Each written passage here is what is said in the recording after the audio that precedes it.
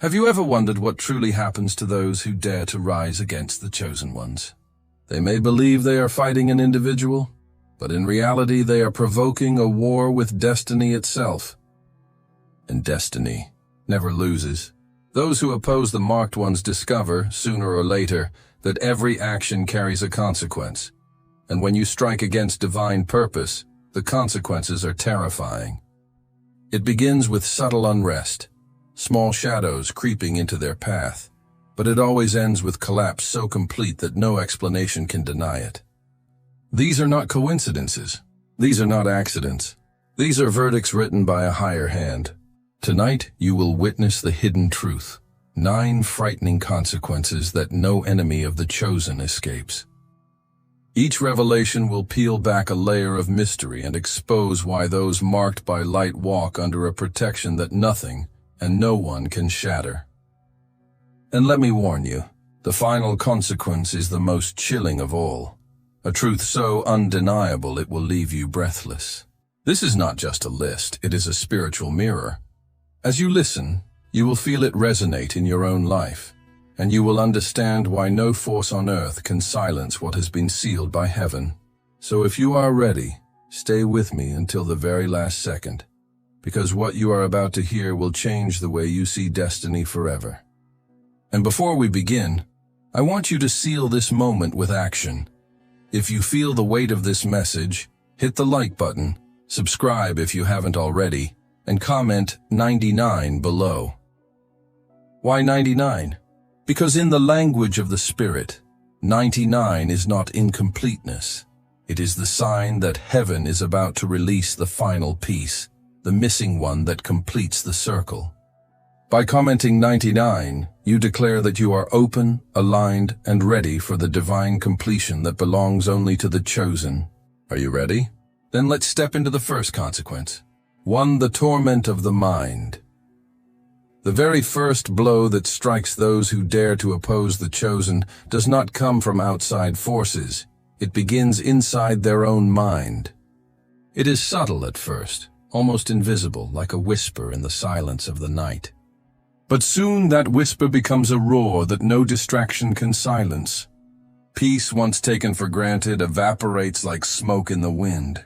A strange unrest takes root deep within them, and suddenly, even in moments of quiet, their thoughts begin to turn against them. They lie awake at night, eyes wide open in the darkness, their heart racing without cause, their chest heavy as if an unseen hand were pressing down. Sleep, which once brought rest, now becomes a battlefield where nightmares chase them endlessly. And what is most terrifying is that this torment cannot be explained away as simple stress or worry. Even the strongest skeptics, those who laugh at anything spiritual, feel it. Because this is not just psychological, it is a spiritual verdict. It is as if their conscience itself has been seized by a higher court, forced to replay every choice, every word spoken against the chosen. They may try to distract themselves with work, with pleasures, with endless noise and entertainment, but the silence always returns, and when it does, the torment grows louder. Anxiety coils around their thoughts like a serpent, squeezing until every plan feels uncertain, every breath feels heavy. Their smile becomes hollow, their laughter forced, because deep inside something is breaking. They cannot admit it out loud, but they know. They touched something they were never meant to touch. And here lies the mystery that frightens them the most. It does not matter whether they believe or not. Destiny does not ask for their permission. Divine judgment does not wait for their approval. The torment comes anyway, and it grows heavier the longer they resist. Their mind becomes a prison without walls, and their conscience becomes the jailer, reminding them day after day that they crossed a line they cannot uncross. Imagine this. They sit at a table surrounded by friends, yet they feel utterly alone because the battle is raging inside their own head. Every attempt to silence it fails.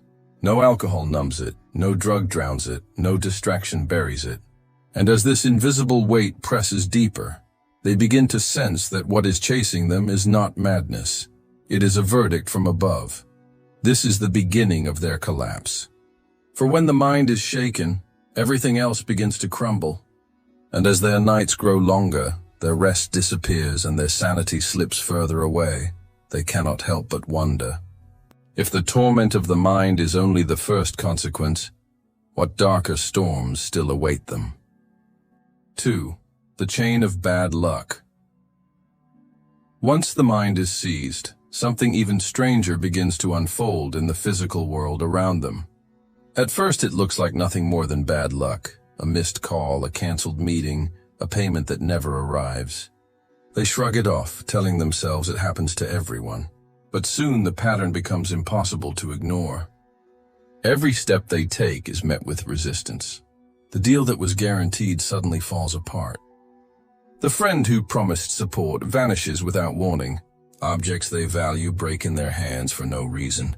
Technology fails at the exact moment they need it most, and carefully crafted plans collapse like a tower of sand against the tide. What terrifies them most is not the events themselves, but the rhythm of it all. It feels orchestrated, almost deliberate, as though an unseen hand were weaving chaos into the very fabric of their days. The harder they try to move forward, the heavier the resistance becomes. What should be simple turns impossibly complicated. A task that once took minutes now drags on for days. Doors that looked wide open slam shut without explanation. It is not one big disaster. It is 1,000 small disruptions stacking one on top of the other, crushing their spirit piece by piece. And with each failure, a whisper grows louder in their mind. This is not coincidence. This is consequence. They cannot say it out loud, but deep inside they know. They touch something sacred when they challenge the chosen, and now life itself seems to be pushing back. Every path they take bends against them. Every attempt to regain control slips like water through their fingers. Even those closest to them begin to notice. Why is everything going wrong for you lately? They ask, but there is no logical answer. The enemy of the chosen cannot admit the truth, that destiny itself is opposing them. The pressure builds. Each setback leaves them more restless, more paranoid, more convinced that something greater is at work. They search for explanations, bad timing, bad choices, bad people, but none of them fit, because the failures keep multiplying with surgical precision. They are trapped in a storm of small misfortunes that cut deeper than any single catastrophe ever could. And here lies the cruelest part. The chain of bad luck is only the opening act. It is the warning before the avalanche. For every broken plan, every missed opportunity, every shattered object is a signal from above. You should have never touched what was sealed by heaven. Yet they do not understand, not yet. They think the tide of misfortune will pass. They hope the storm will calm. But they are wrong. The chain will only tighten. The weight will only grow. And soon, these scattered fragments of failure will transform into something far more destructive, something that no human strength can endure. 3. Failures multiply relentlessly. What begins as small inconveniences soon grows into a tidal wave of devastation. The chain of bad luck does not remain harmless. It mutates into something far heavier, far darker. One setback leads to another, and then another, until the entire structure of their life begins to collapse. The contract that fell through yesterday becomes the bankruptcy of tomorrow. The argument that seemed trivial with a partner becomes the slow poisoning of an entire relationship. The cough they ignored, the fatigue they brushed aside, becomes a shadow over their health that no doctor can easily explain. It is as if the universe itself is pressing down on every corner of their existence, turning stability into fragility, and fragility into ruin. The most chilling part is how fast it all spreads. Failures do not come one at a time. They multiply with ruthless precision. It is like a domino effect. The moment one piece falls, it triggers another, and then another, until the whole chain comes crashing down. They try to grab hold of something, anything, but everything they touch crumbles to dust. What once seemed solid now reveals itself to be paper thin. A business deal meticulously planned for years collapses overnight. A friendship they trusted turns into betrayal. Even their own strength begins to betray them as their health falters and energy fades. And with every collapse, panic takes root. They rush to fix one area of life, only to find that another is falling apart behind them. They pour effort into work, but family life crumbles. They try to repair their health, but financial ruin tightens its grip. No matter where they turn, they are met with loss. The sensation is suffocating, like drowning in quicksand. Every movement meant to save them only drags them deeper into despair. Those around them start to whisper. People who once admired them now shake their heads and say, "What happened to them? Everything used to go so well, and now it's all falling apart." The image of power and control they once projected is shattered. They no longer look like the victor. They look like someone being swallowed alive by invisible forces. And in truth, that is exactly what is happening. For destiny itself has turned against them, closing doors that once stood open, dismantling structures they thought were indestructible. But here lies the cruel twist. Every effort to rebuild only accelerates the collapse. They design new plans only to see them dissolve. They reach for new alliances only to be betrayed again. They fight to prove their strength, but the more they fight, the more fragile they appear. And deep inside, though they may deny it, they sense the truth. This is not ordinary failure. This is judgment. This is the weight of defying those who walk under divine protection. And just when they think it cannot get worse, it does. The collapse of businesses, relationships, and health is not the end. It is only the preparation for the next stage, one even more terrifying. Because when everything external falls apart, something more haunting begins to happen within. Their circle of allies, their last line of defense, starts to vanish. And the moment they realize they are completely alone, the real nightmare begins. 4. The shadow of isolation. When the storms of failure tear apart everything they once built, something even more chilling creeps in. The slow and merciless shadow of isolation. It does not arrive with thunder or explosions. It comes quietly, like a fog rolling into every relationship, stealing away connections one by one.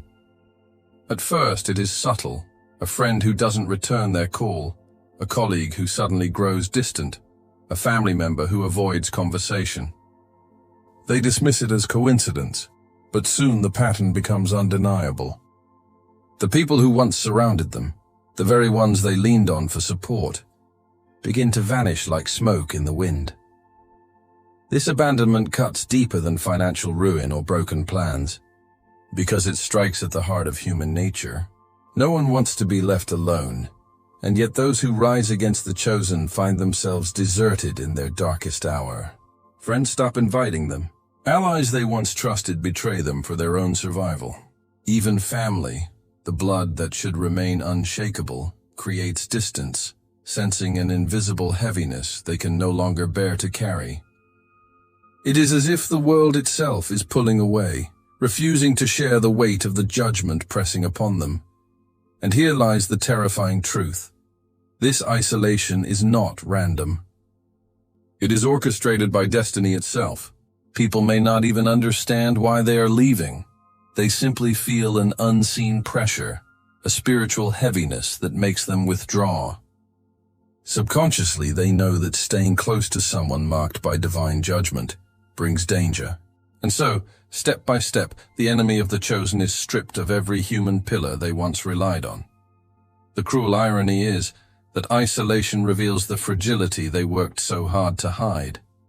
When the lights were on, they looked powerful, untouchable, surrounded by admiration. But now, with the room empty and the silence echoing, the mask falls away. The laughter that once filled their gatherings is gone. The allies who once cheered for them are nowhere to be found. Even their enemies stop speaking because there is no need. Silence itself has become the loudest humiliation. This loneliness is not just external. It seeps into their soul, amplifying the torment of the mind, intensifying the weight of failure. They stand face to face with a mirror, and the reflection reveals a cruel reality. No human support can save them from divine justice. No friend, no ally, no family member can shield them from what they triggered by touching what was sacred. And as the days stretch longer, the silence becomes unbearable. Loneliness turns into paranoia. They feel the absence of people. But more than that, they feel the presence of something else, something they cannot see, something that watches them from the shadows. And that realization pierces them with fear, because deep inside they know, if everyone has abandoned them, what is it that still lingers so close? 5. The mysterious sickness. When the mind is tormented, when failures multiply, and when isolation tightens its grip, the judgment does not stop at the unseen. It begins to invade the body itself. This is where the mysterious sickness enters, creeping in silently, draining strength day by day. It is not a wound that can be bandaged, nor a disease easily identified. It is subtle, insidious, and terrifying. They wake up tired no matter how many hours they sleep. Their body feels heavy, as if chains are wrapped around their limbs. A constant fatigue begins to blur their thoughts, making even the simplest tasks feel like climbing a mountain, and the nights bring no relief. Insomnia stalks them like a predator. When they do close their eyes, they are greeted not by peace, but by shallow rest filled with strange sensations. A pressure on the chest, the weight of something unseen, shadows pressing into their dreams. Panic attacks strike without warning. A racing heart, cold sweats, trembling hands, as if their body is responding to an invisible enemy. The doctors are puzzled. They run test after test, scan after scan, but everything comes back normal. On paper, the enemy of the chosen looks healthy, but in reality they are unraveling from the inside out. This is the cruelest paradox. They cannot prove what is happening to them, yet they cannot escape it. The sickness is invisible to human eyes because it does not begin in the flesh. It begins in the spirit, then spreads to the mind, and finally manifests in the body. It is not a physical illness. It is the soul collapsing under the unbearable weight of divine justice. The light they tried to extinguish now burns within their own being as a consuming fire. And here lies the horror. The more they resist, the worse it becomes. Medicines numb symptoms temporarily, but never heal them. Sleep aids dull the night, but cannot silence the dread that waits when the pill wears off. Even their energy to pretend disappears. People begin to notice the change in their face, the pale skin, the tired eyes, the voice that has lost its strength. The once proud enemy of the chosen now looks hollow, as though life itself is being drained away drop by drop. Deep down, they begin to fear a truth they cannot admit. This sickness is not random. It is not a cruel twist of fate. It is the body echoing the verdict already written in the unseen realms. Every ache, every sleepless night, every unexplained weakness is a reminder. They are paying a price for touching what was untouchable. And yet, as devastating as this mysterious sickness is, it is still not the end. Because the body may falter, but destiny is not satisfied with silent suffering. The next stage is far more brutal. It does not only strip strength, it tears apart pride, exposing them in front of the very world they once sought to impress. And when that moment arrives, humiliation becomes the sharpest weapon of all. 6. The breaking of pride. Pride has always been the mask of the enemy of the chosen. It is the armor they wear, the weapon they brandish, the illusion that convinces them they are untouchable. But when divine judgment advances, pride is the very first fortress to fall. It does not collapse in silence, it shatters publicly for all to see. The arrogance they once carried with such confidence begins to crumble under the weight of undeniable humiliation. Those who once looked at them with envy or fear now witness their downfall with stunned eyes. The louder they boasted, the harsher the silence that follows. What makes this stage terrifying is the exposure. Failures in private can be hidden, weakness in secret can be concealed, but when pride breaks, the collapse is on display. Their name, once spoken with respect or authority, is now whispered with pity, sometimes even with ridicule. The same mouth that once mocked the chosen is forced to taste humiliation. What they once said, "They are weak, they are nothing," becomes the exact sentence that defines their own condition. The reversal is absolute. Destiny orchestrates this fall with precision. It places them in situations where their limitations are undeniable. The leader loses the trust of followers. The proud business owner watches everything crumble in front of clients. The family member who claimed control becomes powerless before the eyes of those they sought to dominate. Their image of strength is torn apart, not in the shadows, but in broad daylight. Every eye becomes a witness. Every ear hears the echo of their shame. And yet the breaking of pride is not only external, it cuts into the core of who they are. For so long they lived feeding on superiority, believing nothing could touch them. But now, standing exposed and fragile, they realized that all of it was smoke. The power they bragged about was an illusion. The authority they displayed was temporary. And the respect they demanded was only fear in disguise. All of it dissolves in the moment destiny decides to unveil the truth. The humiliation burns deeper than any sickness, deeper than any financial collapse. Because pride is not just an attitude, it is identity. When identity is shattered, the person feels stripped naked before the entire world. This is the divine reversal. The proud are brought low, the mockers are silenced. The self-proclaimed giants are revealed as fragile clay. And those who once stood tall on the stage of arrogance are now bowed to the ground by the hand of destiny. But here is where the real torment begins. Because humiliation is not the final strike, it is only the preparation. Once pride is broken, once they are publicly exposed, they begin to realize that something far more terrifying is closing in.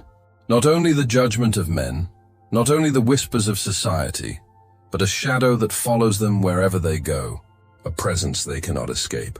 And soon that presence becomes unbearable. 7. The endless paranoia. When pride is broken and humiliation is laid bare, a new and more suffocating reality begins to wrap itself around those who dared to rise against the chosen. Paranoia.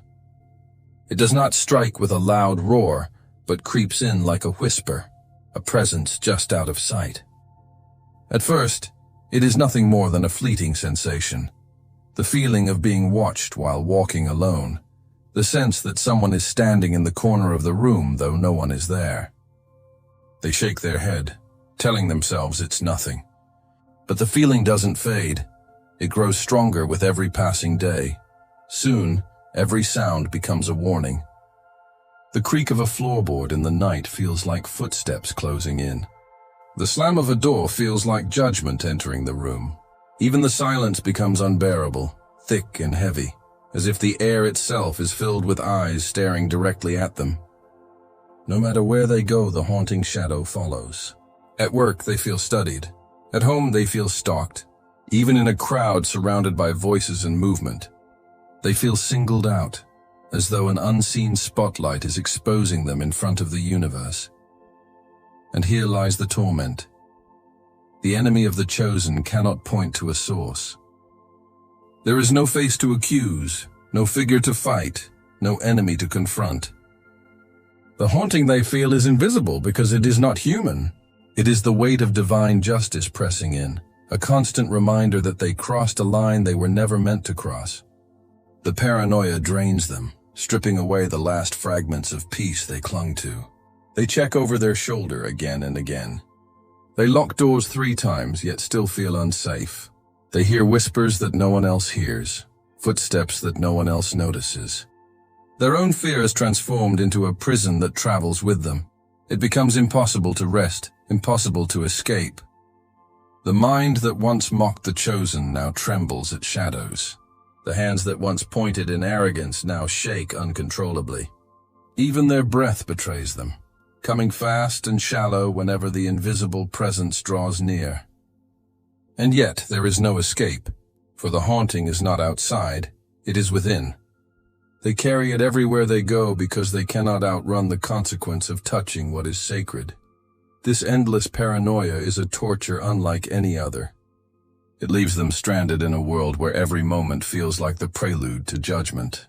The sound of footsteps, the flicker of a shadow, the ringing of a phone, all of it is interpreted as a sign that something is about to descend upon them. And in their heart they know, it isn't just fear. It's a verdict. But the most chilling part is this: the paranoia is not meaningless. It is not just imagination. What they feel is real. Something is indeed moving closer, watching, preparing, and soon, the terror that stalks them in silence will manifest in a way they cannot deny. 8. The boomerang effect. There is a law written into the fabric of the universe, one that no enemy of the chosen can escape. Whatever they release returns to them, multiplied. At first, they believe they are in control, crafting elaborate traps, weaving cunning schemes, speaking words filled with poison. They smile with satisfaction, thinking their plans will finally break the one marked by heaven. But destiny has a cruel irony. It bends their actions back toward them with unstoppable force. The pit they dig for another becomes the grave they fall into. The rope they tighten around the chosen's neck coils suddenly around their own. The very weapons they sharpen in secret are the ones that pierce their own flesh. It does not happen immediately, which makes it all the more terrifying. They act boldly, confident that nothing will stop them, and for a while, it may even appear that their schemes are working. But then the reversal begins. Subtle at first, invisible to outsiders. A rumor they started returns to them twisted into a curse against their own name. A betrayal they orchestrated circles back, and suddenly they are the ones betrayed. Their laughter fades, their arrogance collapses, because everything they launched into the world is now hunting them down like a predator. The chosen stand untouched, not because the attack never happened, but because destiny absorbs the blow and hurls it back with greater weight. This is the boomerang effect, the unstoppable law of divine reversal. What was meant to destroy ends up building the chosen's strength, while the enemy is crushed under the rubble of their own schemes. The words of mockery they once shouted become echoes of shame that follow them everywhere. Their insults turn into mirrors, showing them their own downfall.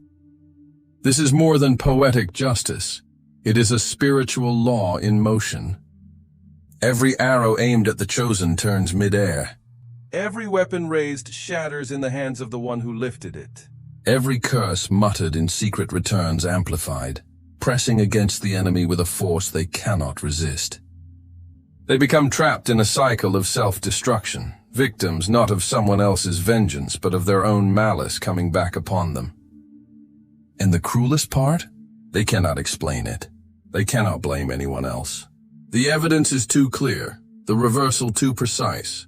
They see the trap snapping shut and realize too late it was their own hands that set it. The shame burns hotter than fire, because the world watches as they are destroyed by the very tools they created. What was supposed to bring victory has become the symbol of their ultimate defeat. But the boomerang effect is not the conclusion. It is only the confirmation. Because once every plan collapses back upon them, once every weapon betrays its master, there remains one final truth, one last verdict waiting in silence.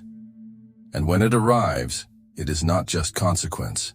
It is destiny itself delivering the final, irreversible judgment.